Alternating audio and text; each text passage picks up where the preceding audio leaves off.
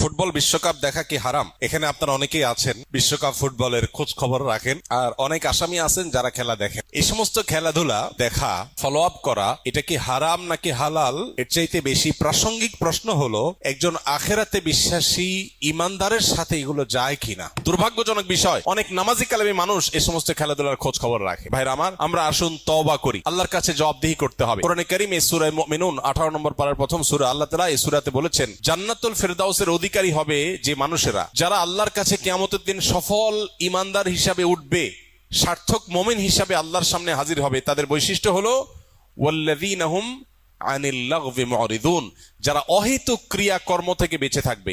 নবীজি সাল্লাল্লাহু আলাইহি সাল্লাম বলেছেন, মিন হুসনি ইসলামিল মারই তারকুহু মা লা ইয়ানি, একজন মানুষের ইসলাম সুন্দর হবে যখন সে অহেতুক অনর্থক কাজ পরিহার করবে। অনর্থক কাজ করে সে কখনো ভালো মুসলমান হতে পারে না।